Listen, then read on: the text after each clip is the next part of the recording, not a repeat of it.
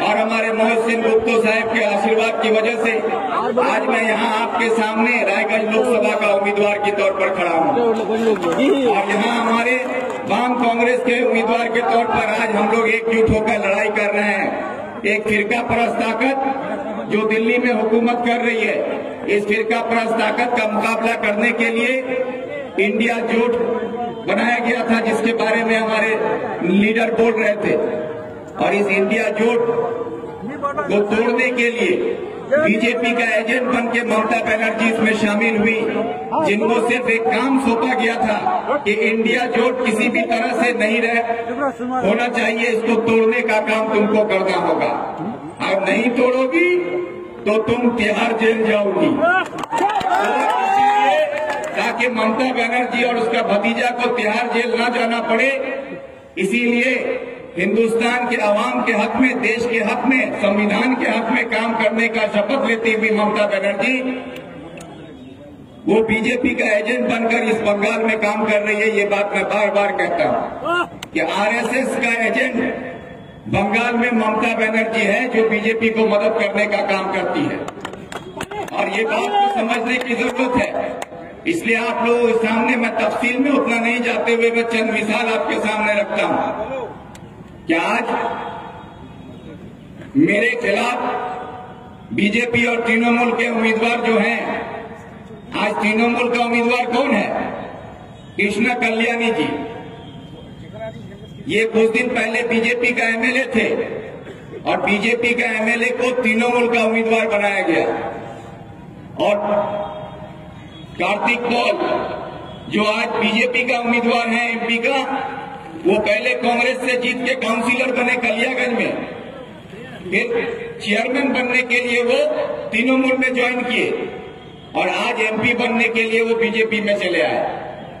तो ये बीजेपी का लड़का तृणमूल का घर में, तृणमूल का लड़का बीजेपी का घर में। हमरा सुरजापुरी भाषा देखता बात बोलছি ना कि मोर बेटा तोर बेटीर साथे ब्याह होल, तोर बेटार मोर बेटीर साथे ब्याह আমরা কি হল ওটা সুরজাপুরি ভাষা তো গোলটা গোলটি। गोल्टा गोल्टी परंपरा अभी बीजेपी और तृणमूल को बहुत भरोसा है, इसीलिए बीजेपी का बेटा तृणमूल का घर में, तृणमूल का बेटा बीजेपी का घर में।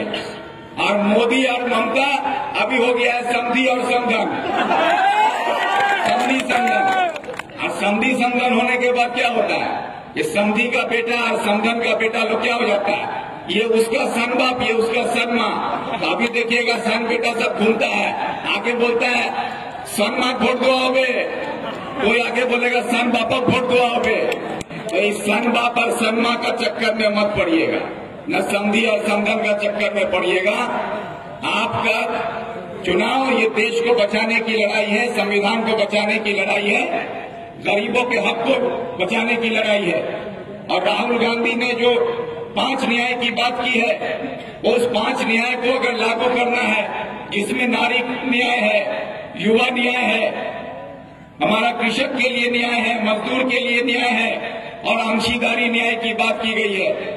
आप लोग माँ बहनों से मैं कहना चाहता हूँ कि आप लोगों को जानकर खुशी होगी कि आज तृणमूल आपको कहता है कि 500 रुपये लक्ष्मी भंडार दिया जाता है। तो 500 रुपये लक्ष्मी भंडार के नाम पर आपको डराया जाता है कि अगर वोट नहीं दोगे तो लक्ष्मी भंडार बंद हो जाएगा। मैं आपसे कहता हूं कि ये दिल्ली का वोट है, ये बंगाल का वोट नहीं है।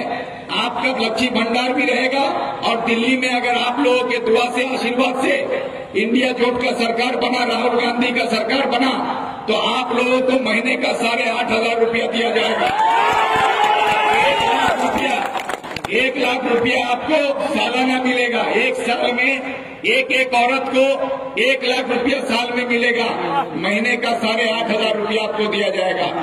हमारे नौजवानों के लिए भी राहुल गांधी ने जो न्याय की बात की है कि मोदी सरकार ने 30 लाख नौकरी को बंद करके रखा हुआ है। राहुल गांधी ने कहा है कि अगर हमारी सरकार बनती है तो पढ़े लिखे नौजवानों को 30 लाख रोजगार दिया जाएगा। ये बात राहुल गांधी जी ने कही है। किसानों के लिए आज आप जानते हैं कि हमारे देश में किसान हर घंटे किसान खुदकुशी कर रहा है। नरेंद्र मोदी की सरकार में हिंदुस्तान में सबसे ज्यादा किसानों ने अगर खुदकुशी की है किसी के दौड़ में तो वो है नरेंद्र पर उतरता है तो देश के ही किसान को देश के राजधानी में घुसने नहीं दिया जाता है, उनके लिए सड़कों पर कीले ठोक दिया जाता है, तार लगा दिया जाता है ताकि वो दिल्ली ना घुस सके। आज उन्हीं किसानों के लिए राहुल गांधी जी ने कहा है कि हम एमएसपी का कानून बनाकर किसानों के लिए मियाद कही गई है।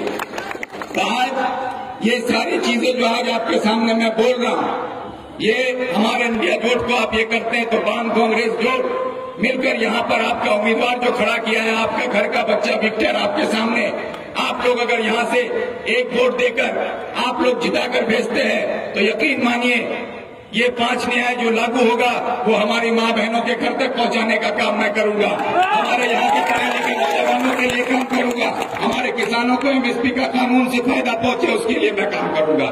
ये वादा आपसे मैं करता हूँ। কারণ আমি এটা বিশ্বাস করি যে গণতন্ত্রে মানুষ তার মত দিয়ে জনপ্রতিনিধি তৈরি করে।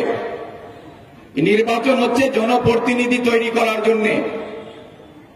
বাম কংগ্রেসের পক্ষ থেকে জনপ্রতিনিধি হিসাবে আমাকে দাঁড় করানো হয়েছে, কিন্তু বিজেপি এবং তৃণমূল যাদেরকে দাঁড় করিয়েছে তারা বিগত দিনেও প্রমাণ করেছেন তারা জনমত নিয়ে ব্যবসা করেছেন আর আগামী দিনেও তারা ব্যবসা করার জন্য রাজনীতিতে এসেছেন।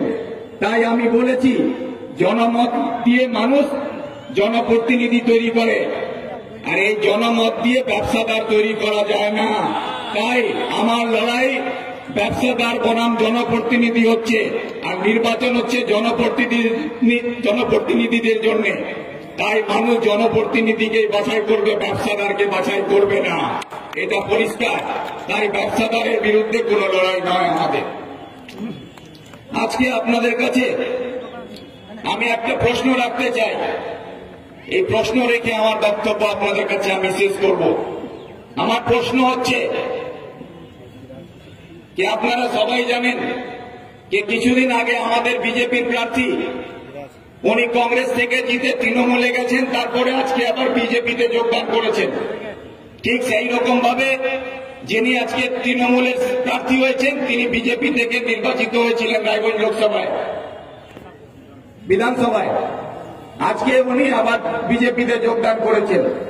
এরা যত তাড়াতাড়ি রং পাল্টাচ্ছেন আমার মনে হয় গিরগিটিও এত তাড়াতাড়ি রং পাল্টাতে পারে না। তাই আমি জনগণের কাছে প্রশ্ন করতে চাই, এই গিরগিটিদের পিছনে যারা ঝান্ডা নিয়ে নিজের রক্ত ঝরিয়ে নিজের ঘাম ঝরিয়ে দলটা করেন, এই গিরগিটিরা যখন রং পাল্টায় তাতে এই গিরগিটিদের কিছু লাভ হচ্ছে, কিন্তু এদের পিছনে যারা ঝান্ডা নিয়ে ঘুরে বেড়াচ্ছেন সেই তৃণমূলের ঝান্ডা নিয়ে ঘুরুন বা বিজেপির ঝান্ডা নিয়ে ঘুরুন, সেই সাধারণ জনগণরা তার রক্ত ঝরিয়ে ঘাম ঝরিয়ে যখন এই গিরগিটিদের পিছনে সময় নষ্ট করছেন তারা কি পাচ্ছেন?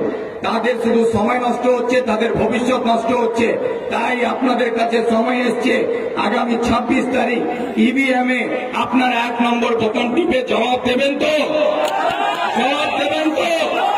এটাই আপনাদের কাছে আমার প্রশ্ন, কি আপনারা সবাই 1 নম্বর বোতাম টিপে 26 তারিখে গিরগিটিদের বিরুদ্ধে জবাব দিয়ে প্রমাণ করবেন যে আমরা জনপ্রতিনিধি চাই যে জনগণের সেবা করবে, যে জনগণের কথা বলবে, যে জনগণের জন্য লড়াই করবে, এই গিরগিটিদের জন্য ভোট হবে না। এটাই আপনাদের কাছে আমার বার্তা। विक्टर आपके बीच इस इलाके में आज हमारे पार्टी के जनरल सेक्रेटरी प्रेसिडेंट जनाब अधीर रंजन चौधरी साहब और हमारे मोहित सिंह गुप्ता साहब के आशीर्वाद की वजह से आज मैं यहाँ आपके सामने रायगंज लोकसभा का उम्मीदवार के तौर पर खड़ा हूँ और यहाँ हमारे वाम कांग्रेस के उम्मीदवार के तौर पर आज हम लोग एकजुट होकर लड़ाई कर रहे हैं। एक फिरका परस्त ताकत जो दिल्ली में हुकूमत कर रही है, इस फिरका परस्त ताकत का मुकाबला करने के लिए इंडिया जोट बनाया गया था, जिसके बारे में हमारे लीडर बोल रहे थे। और इस इंडिया जोट को तोड़ने के लिए बीजेपी का एजेंट बन के ममता बनर्जी इसमें शामिल हुई, जिनको सिर्फ एक काम सौंपा गया था कि इंडिया जोट किसी भी तरह से नहीं होना चाहिए, इसको तोड़ने का काम तुमको करना होगा। और नहीं तोड़ोगी तो तुम तिहाड़ जेल जाओगी। ताकि ताकि ममता बनर्जी और उसका भतीजा को तिहाड़ जेल ना जाना पड़े। इसीलिए हिंदुस्तान के आवाम के हक में, देश के हक में, संविधान के हक में काम करने का शपथ लेती हुई ममता बनर्जी वो बीजेपी का एजेंट बनकर इस बंगाल में काम कर रही है। ये बात मैं बार बार कहता हूं कि आरएसएस का एजेंट बंगाल में ममता बनर्जी है, जो बीजेपी को मदद करने का काम करती है। और ये बात को समझने की जरूरत है। इसलिए आप लोगों के सामने मैं तफसील में उतना नहीं जाते हुए मैं चंद मिसाल आपके सामने रखता हूं कि आज मेरे खिलाफ बीजेपी और तृणमूल के उम्मीदवार जो हैं, आज तृणमूल का उम्मीदवार कौन है? कृष्णा कल्याणी जी। ये कुछ दिन पहले बीजेपी का एमएलए थे और बीजेपी का एमएलए को तृणमूल का उम्मीदवार बनाया गया।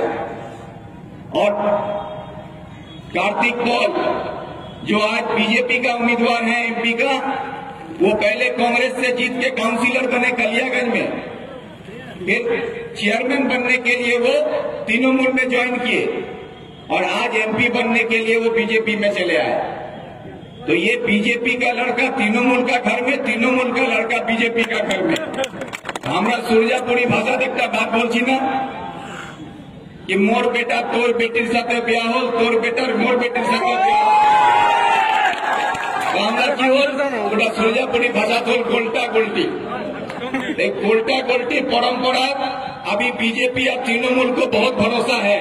इसीलिए बीजेपी का बेटा तृणमूल का घर में, तृणमूल का बेटा बीजेपी का घर में, और मोदी और ममता अभी हो गया है समधी और समधन, समधी समधन। और समधी समधन होने के बाद क्या होता है? ये समधी का बेटा और समधन का बेटा लोग क्या हो जाता है? ये उसका सन बाप, ये उसका सन माँ। तो अभी देखिएगा सन बेटा सब घूमता है, आगे बोलता है सन माँ वोट दो आओगे, कोई आगे बोलेगा सन बापा वोट दो आओगे। तो इस सन बाप और सन माँ का चक्कर में मत पड़िएगा, न समधी और समधन का चक्कर में पड़िएगा।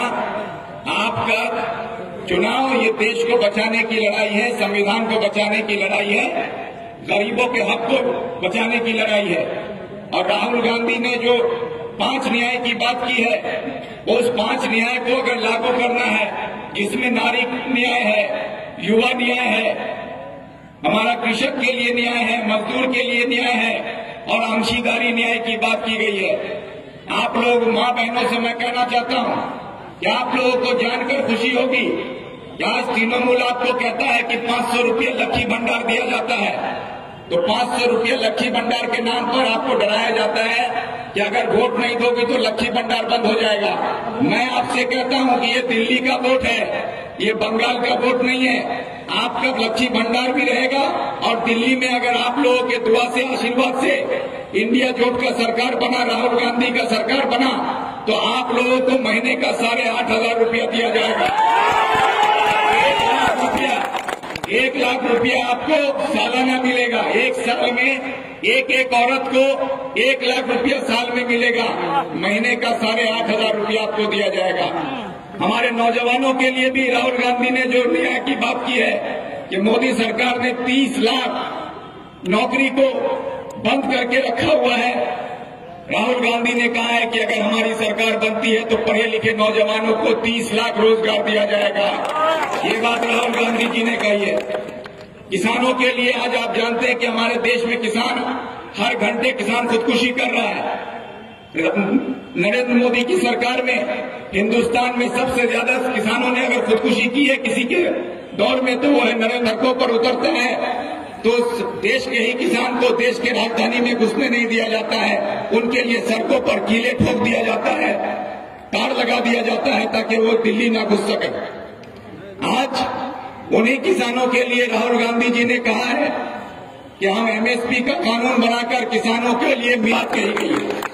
तो आज ये सारी चीजें जो आज आपके सामने मैं बोल रहा हूं, ये हमारे इंडिया जोट को आप ये करते हैं तो वाम कांग्रेस जोट मिलकर यहाँ पर आपका उम्मीदवार जो खड़ा किया है, आपका घर का बच्चा विक्टर आपके सामने, आप लोग अगर यहाँ से एक वोट देकर आप लोग जिताकर भेजते हैं तो यकीन मानिए ये 5 न्याय जो लागू होगा वो हमारी माँ बहनों के घर तक पहुंचाने का काम मैं करूंगा। हमारे यहाँ के पढ़े लिखे नौजवानों के लिए काम करूंगा। हमारे किसानों को एमएसपी का कानून से फायदा पहुंचे उसके लिए मैं काम करूंगा।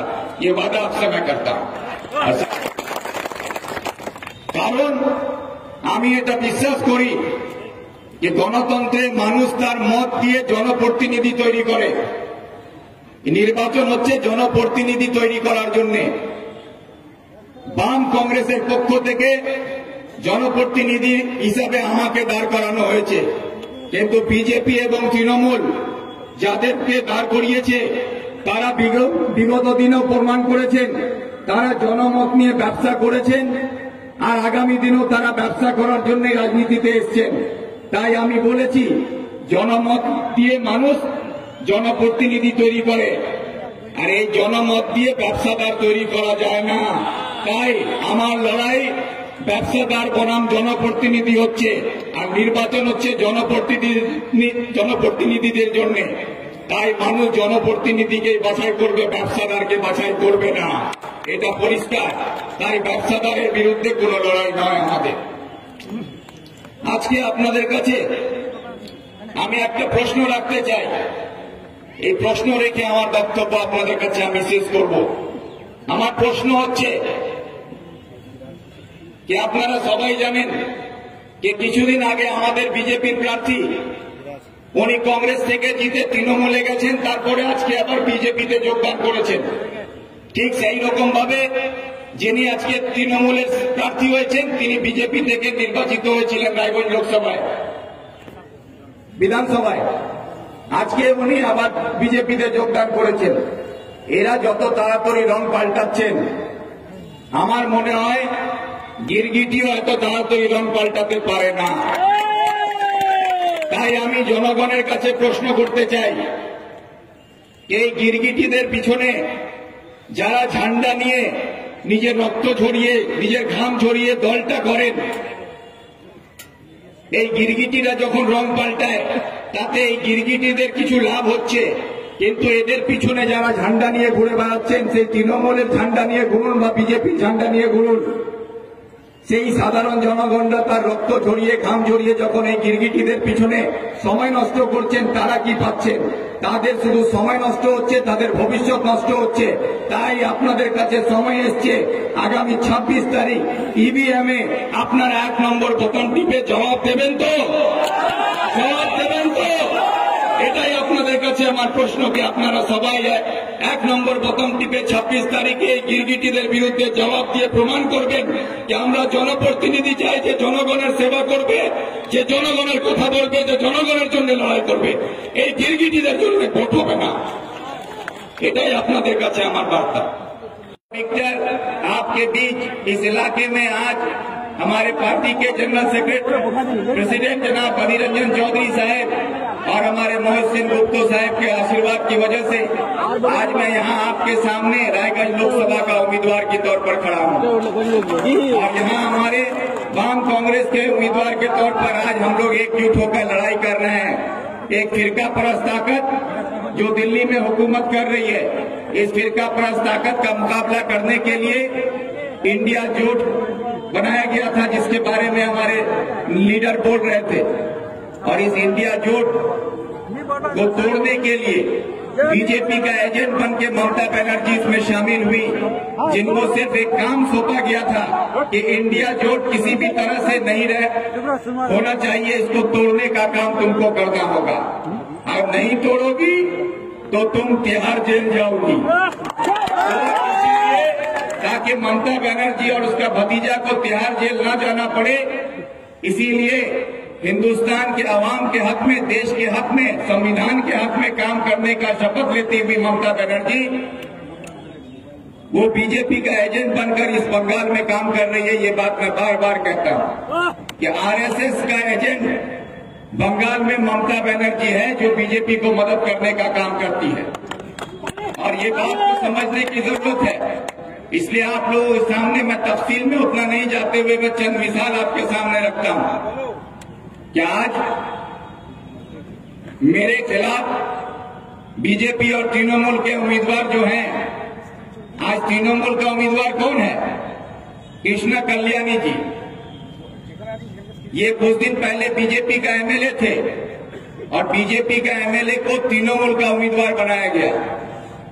और कार्तिक पॉल जो आज बीजेपी का उम्मीदवार है एमपी का, वो पहले कांग्रेस से जीत के काउंसिलर बने कलियागंज में, फिर चेयरमैन बनने के लिए वो तृणमूल में ज्वाइन किए और आज एमपी बनने के लिए वो बीजेपी में चले आए। तो ये बीजेपी का लड़का तृणमूल का घर में, तृणमूल का लड़का बीजेपी का घर में।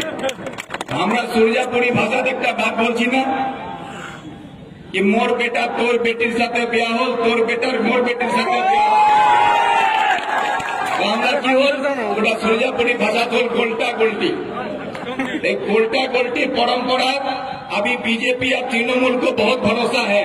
इसीलिए बीजेपी का बेटा तृणमूल का घर में, तृणमूल का बेटा बीजेपी का घर में, और मोदी और ममता अभी हो गया है समधी और समधन, समधी समधन।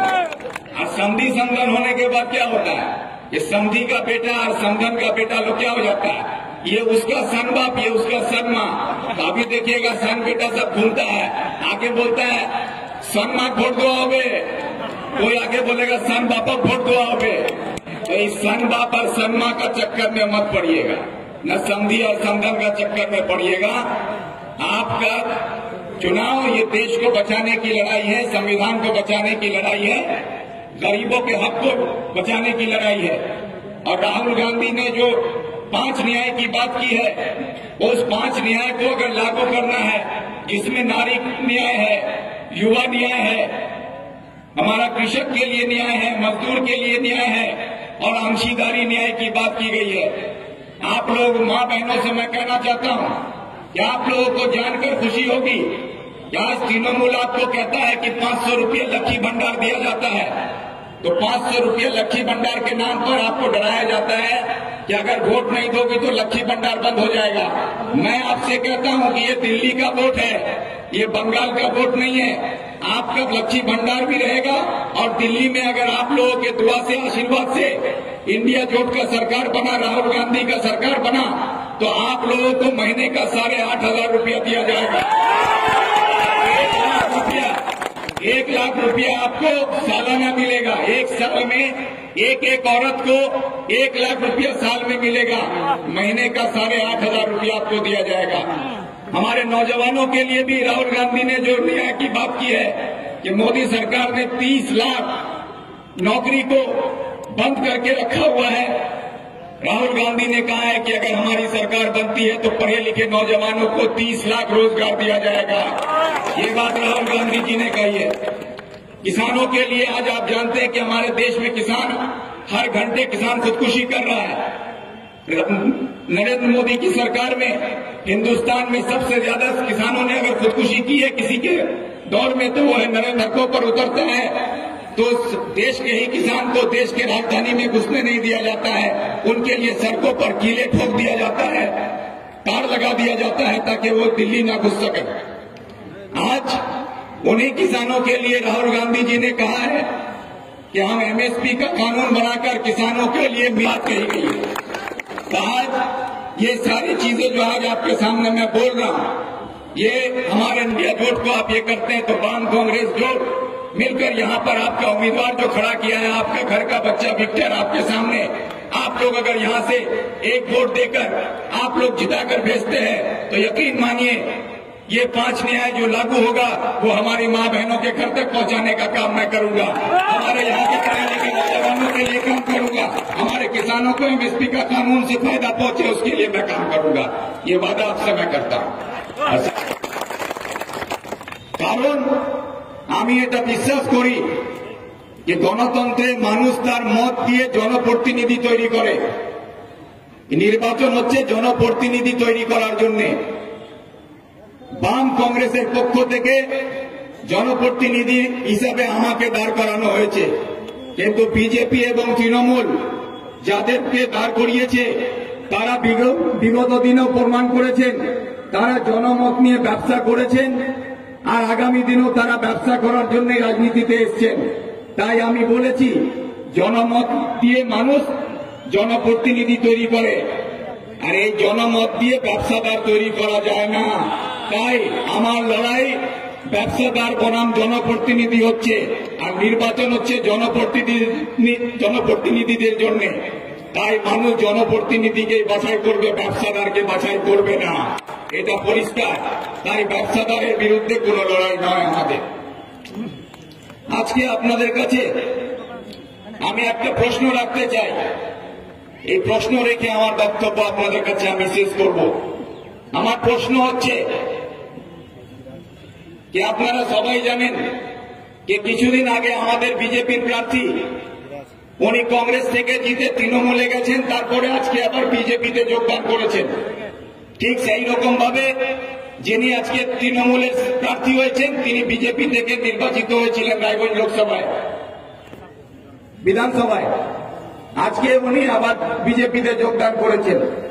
এরা যত তাড়াতাড়ি রং পাল্টাচ্ছেন, আমার মনে হয় গিরগিটিও এত তাড়াতাড়ি রং পাল্টাতে পারে না।